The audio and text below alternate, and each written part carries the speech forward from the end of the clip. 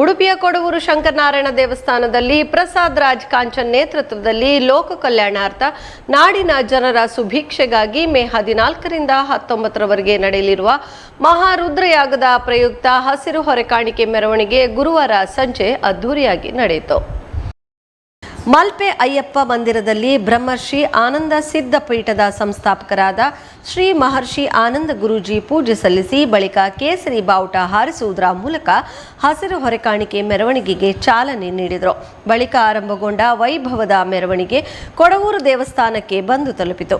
ಮೆರವಣಿಗೆಯುದ್ದಕ್ಕೂ ಕೊಂಬು ವಾದ್ಯ, ನಾಸಿಕ್ ಬ್ಯಾಂಡ್, ಡೋಲು, ಯಕ್ಷಗಾನ ವೇಷಧಾರಿಗಳು, ತಟ್ಟಿರಾಯ, ಕಲ್ಲಡ್ಕ ಗೊಂಬೆಗಳು, ಕೀಲುಕುದುರೆ, ಹುಲಿ ವೇಷಧಾರಿ, ಕುಣಿತ ಭಜನೆ ಹಾಗೂ ವಿವಿಧ ಆಕರ್ಷಕ ಟ್ಯಾಬ್ಲೋಗಳು, ಜಾನಪದ ಕಲಾವಿದರು ಗಮನ ಸೆಳೆದರು. ಕೈಯಲ್ಲಿ ಕುಂಭ ಕಲಶ ಹಿಡಿದುಕೊಂಡು ರಸ್ತೆಯುದ್ದಕ್ಕೂ ಸಾಗಿ ಬಂದ ಮಹಿಳೆಯರು ಮೆರವಣಿಗೆಗೆ ಮತ್ತಷ್ಟು ಮೆರುಗು ನೀಡಿದರು.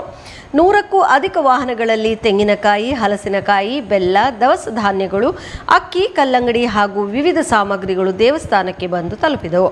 ಮೆರವಣಿಗೆಯಲ್ಲಿ ಮಹಾರುದ್ರಯಾಗ ಸಮಿತಿಯ ಕಾರ್ಯಾಧ್ಯಕ್ಷ ಪ್ರಸಾದ್ ರಾಜ್ ಕಾಂಚನ್, ದೇವಳದ ಅಧ್ಯಕ್ಷರಾದ ಪ್ರಕಾಶ್ ಜಿ ಕೊಡವೂರು, ಉದ್ಯಮಿಗಳಾದ ಹರಿಯಪ್ಪ ಕೋಟ್ಯಾನ್, ಭುವನೇಂದ್ರ ಕಿದಿಯೂರು, ನಗರಾಭಿವೃದ್ಧಿ ಪ್ರಾಧಿಕಾರದ ಅಧ್ಯಕ್ಷರಾದ ದಿನಕರ್ ಹೇರೂರು, ಕೊಡವೂರು ಶಂಕರನಾರಾಯಣ ದೇವಸ್ಥಾನದ ಅಧ್ಯಕ್ಷರಾದ ಪ್ರಕಾಶ್ ಜಿ ಕೊಡವೂರು, ಮಹಾರುದ್ರಯಾಗ ಸಮಿತಿಯ ಪ್ರಧಾನ ಸಂಚಾಲಕರಾದ ತಾರಾನಾಥ್ ಪೂಜಾರಿ, ಕೆ ಕೃಷ್ಣಮೂರ್ತಿ ಆಚಾರ್ಯ, ಸಂಚಾಲಕರಾದ ನಂದಕಿಶೋರ್ ಕೆಮ್ಮಣ್ಣು, ರಮೇಶ್ ತಿಂಗಳಾಯ, ವಿಜಯ್ ಕೊಡವೂರು, ಪ್ರಖ್ಯಾತ್ ಶೆಟ್ಟಿ, ಯತೀಶ್ ಕರ್ಕೇರ ಮೊದಲಾದ ಗಣ್ಯರು ಉಪಸ್ಥಿತರಿದ್ದರು.